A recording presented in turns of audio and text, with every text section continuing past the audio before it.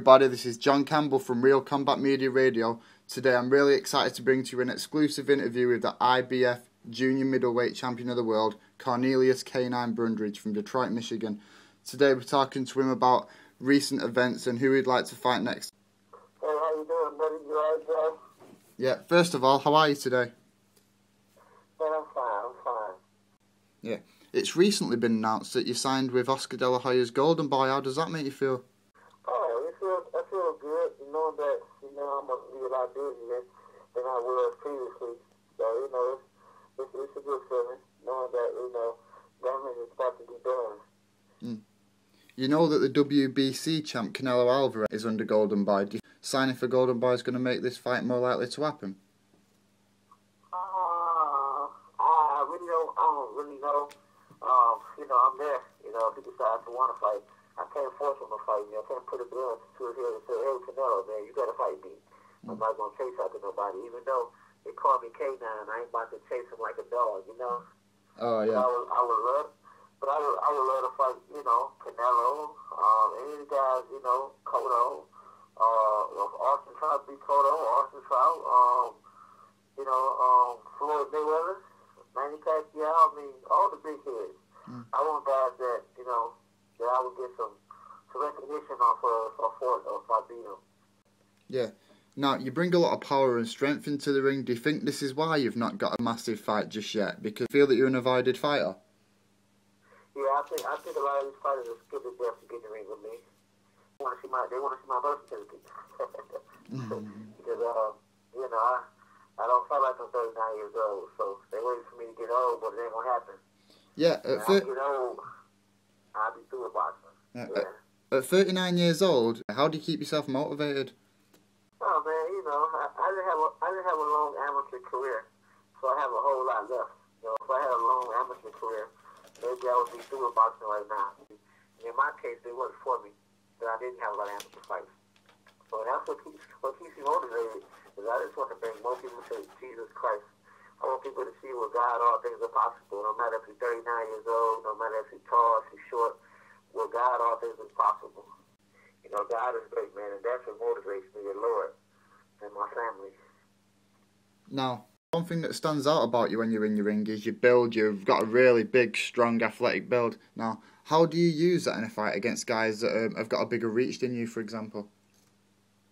Oh, man, I just don't worry about nothing.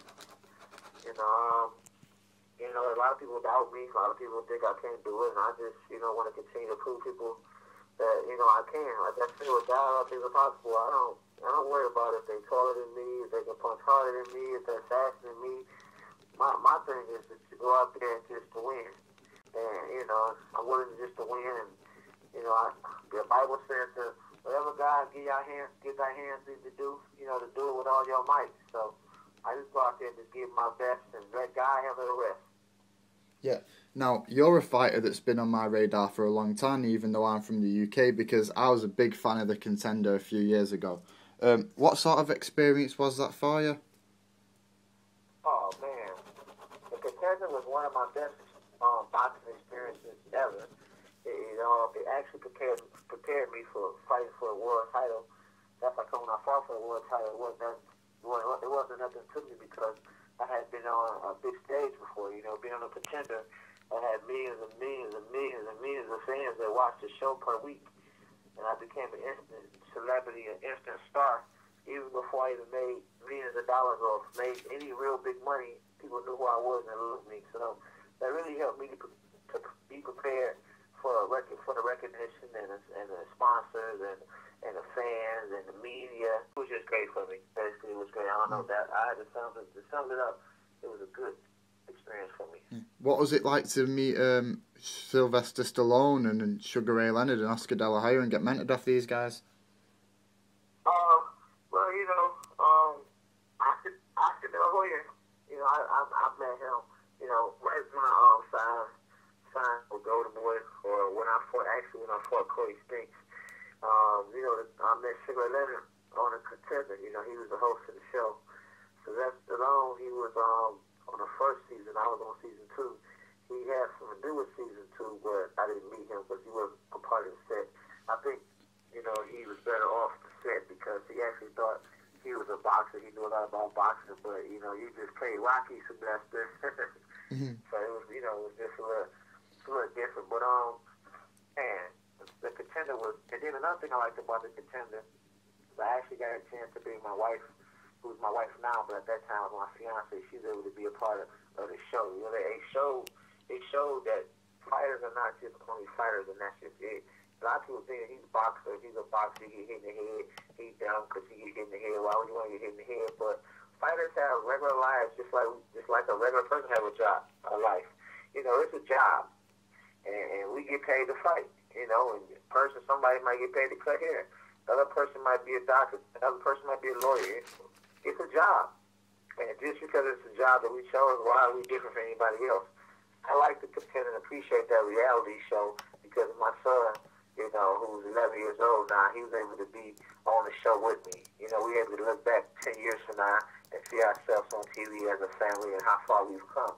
I'm able to see my wife, who was my fiance at the time, on the show, and I'm able to see how young she was when we become old senior citizens with gray hair. Like, look at my wife. We come a long way. There's a lot of big name fighters that have come from the Contender. There's Steve Forbes, Sergio Mora, Alfonso Gomez, but very few of them have won a world title. How does that make you feel? Oh, well, I said it on the Contender. Not that guy that, that his word is true. But I said the first should be last and the last should be first. And, I became a world champion, and did nobody think I would come this far. But, I stood on God's word. And look at me. I'm the champ of the world right now. I'm the present, the reigning world champion. And man, I just can't stop giving God glory because he never left me or forsake me. I was a little knucklehead guy coming up in the neighborhood. Didn't know nothing about God. I was just all about the streets. It was all about me to nobody. I was just a little arrogant. And now I'm the champ of the world. Now people respect me. I'm talking to you. You don't want to talk to me if I was the champ of the world. I'm the champ of the world. So I went from a contender to a world champion. From the hood to Hollywood. God is real good. Oh, gosh. The dog is coming. Yeah, he was apparently he was called out by Anthony Mundine of Australia this summer. Now, if he gets past Daniel Gill, would you be interested in moving up to middleweight to fight for a title? You said to fight against who? Anthony Mundine of Australia. Is that the guy? Was he recently on HBO? Yeah, I think so. He's from Australia. He recently beat Bronco McCart. He's been calling out you. He's been calling out Mayweather. Oh, he's been calling out me? Yeah. Oh, man, these cats don't want no problem. Hold on, what did you say his name was again? Anthony Mundine. Oh, yeah, I heard about that guy. Yeah. He really don't have nothing to offer. What did he have to offer? He beat Bronco. I don't know if Bronco, was the same Bronco. I don't think Bronco took him serious. I know Bronco. Bronco's a cool guy. But, Bronco, he probably took the guy lightly, but, of course, these guys, like I say, these guys in the rearview mirror, of course he called me out. I'm a world champion. He wouldn't be screaming my name if I ain't had a belt. Mm-hmm. I mean, get out here and make it make sense. His fans and people from where he's from, they gonna all be saying, "Oh, you scared to fight my dean? That's my guy. You don't fight." Man, that's the same thing other people say in other cities. Hey, man, fight this other young guy on the internet. K9, what's up, man? You should fight me. I should fight your cousin too, then. Because he want to fight me because I'm a champ of the world. Oh man, I'm good. Just get on my level. That's all. Put in that work. A lot of these guys ain't putting in enough work. You got to be somebody to get to where you at. I had to be somebody to get to where I'm at. And that's how I became a world champion. But I don't went to people's backyards plenty of times. I earned my spot. But these guys, they want it easy. They just want to call me a punk or call me a bum. And that's going to make me mad. I say, okay, I'll fight you because you call me a punk. Man, this ain't the streets. That stuff don't get in with me, They got to miss me with all that. Mm-hmm. They goes in and they would say one ear and out the other. And if it don't make dollars, it don't make sense. Boxing is business, you know what I mean? Yeah. Is it true that you were signed to fight Andre Berto in September? Yeah, I did sign to fight Andre Berto. Yep, I signed the contract. Yeah, and what happened there? Did he cancel? canceled? Yeah, is that correct?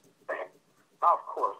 I mean, that was a smart decision, and it turned out to be, beneficial for him financially because I heard he got 1.6 million for that fight. So. Oh wow, yeah. Yeah, so that was smart. That was a smart move. And then I don't play. You know what I'm saying? They wouldn't want you to scorecards. Fight me. I ain't no one to play with. Yeah, that surprises me. That surprises me. 1.6 million. Do you think that he took the easy way out fighting the smaller guy? Yeah, but still, yeah. Before he even knew about that fight, we had already called him out. The contract was already drew up. I signed the contract. He didn't even know anything about the Guerrero. That's why he was interested in fighting me. But then Guerrero had came up. You know what I mean? And before Guerrero had came up, I don't think he was gonna fight me that way because, like I say, man, these guys they don't want no problems. Okay. No. In a recent interview, you talked about you want to be more active than you do, and you don't like fighting once a year. Talk more about that. How often would you like to fight? I would like to fight at the most 4 times a year. But I would like to at least fight 3 times a year. I don't want to fight no 1 time. I don't want to fight no twice. I want to fight at the most 4 times, at the least 3 times. If it's gonna be 2 times, then it gotta be some huge fights. But I want to stay real active. When I decide to go out, I want to go out with a bang. I want to fight 3-4 times a year. Okay. I look to fight again probably in February. We work on the appointment, man. If you could choose somebody to fight tomorrow, who would you choose and why? If I could choose someone who I could fight, I would definitely fight Floyd Mayweather. And it won't be just because of the money. And I feel like I'm the best fighter in the world. And I love to prove people wrong. I'm going to probably be a huge dog. But I will put it out. Just like I said, the first should be last and the last should be first. And with God, all things are possible. I will come in the ring with the Holy Spirit. So I would win. No. Hey, man. K9 beat Floyd Mayweather. I shocked the world in Jesus. Yeah. Now, are you going to be interested in fighting the winner of Trout versus Cotto on December the 1st? One thing, like I say, it's about business. I ain't scared of nobody. I mean, you heard Max on HBO when Berto fought, right before Berto fought the Ghost. You heard Max say it. He said, K9 ain't scared of nobody. So they know HBO ain't scared of nobody. You know I ain't scared of nobody. It do make sense for me to like fight. So, I mean, if Golden Boy set the right fight up for me and it makes business sense, then we'll make it happen. But far as being scared of somebody, man, I ain't scared of nobody, man. Now, it's quite an interesting fight. How do you see it going? Do you think Trout's going to win, or do you think Cotto's going to win? Against Cotto? Said Trout against Cotto? I actually think that Trout got a good chance to beat Cotto. Because one thing about it, he has Jesus. He's a Christian. As a Christian, man, I can't go against a Christian. He has a good chance. Oh, it's not just that, man. The guy's pretty good also. The guy's pretty good. Exactly. Cotto has experience, but Trout is a Christian, so I just want to see a good fight. That's all, man. Let the best man win. I don't really want to take no. Exactly. Cotto has experience, but Trout is a Christian, so I just want to see a good fight. That's all, man. Let the best man win. I don't really want to take no sides, but I'm always gonna go. I'm always on Jesus' side, and Austin Trout has Jesus. He's on Jesus' side. So if I had to lean towards somebody, I would lean towards Trout. No.